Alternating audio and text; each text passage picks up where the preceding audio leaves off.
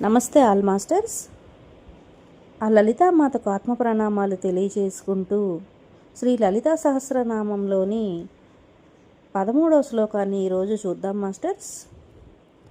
కనకాంగద కేయూర కమనీయ భుజాన్విత రత్నగ్రైవేయ చింతాకలోల ముక్తాఫలాన్విత. శ్లోకార్థం. అమ్మా, నీవు స్వర్ణభుజకీర్తులను ధరించి నవరత్నములు ముత్యములతో చేయబడిన కంఠాభరణము అలంకరించిన దివ్య రూపముతో సాధకుడి లౌకిక దృష్టి వీడి పారమార్థిక దృష్టితో ముక్తికై ధ్యానించుటకు స్ఫురిస్తున్నావు. అద్వైతార్థం. కనకాంగద కేయూర కమనీయ భుజాన్విత.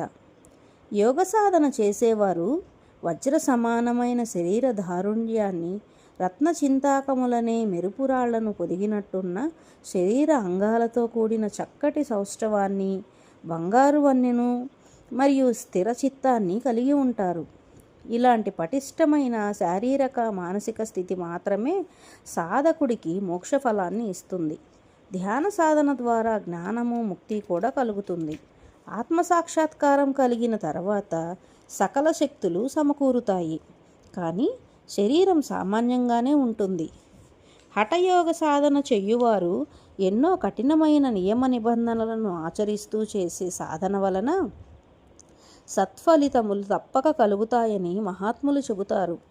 ఉదాహరణకు, ధ్యాన సాధన చేసి సిద్ధి పొందిన శ్రీ రమణ మహర్షి వారి శరీరతత్వము సామాన్యంగానే ఉన్నది, కానీ శ్రీ రమణ భగవానుల వారు మహిమాన్వితులు అన్నది సర్వజన విదితమే కదా. అనేకానేక హఠయోగ తాంత్రిక సాధనలు చేసిన శ్రీ రామకృష్ణ పరమహంస వారు ఇలా చెప్పారు: నా శరీరం ఇదివరకే వజ్రతుల్యమయ్యింది. దాదాపు 6 సంవత్సరాల పాటు కనురెప్పలు పడక నాకు అనిమిషత్వం సిద్ధించింది. అలాంటి నేను ఒకసారి పద్మాసనం వేసుకొని ధ్యాన సాధనకు కూర్చున్నప్పుడు అమ్మవారి కృపతో నా శరీరము బంగారు కాంతులతో మెరిసిపోయింది. అప్పుడు నేను ఈ బంగారు ఛాయ మరియు వజ్ర శరీరము, అనిమిషత్వం నాకు వద్దు.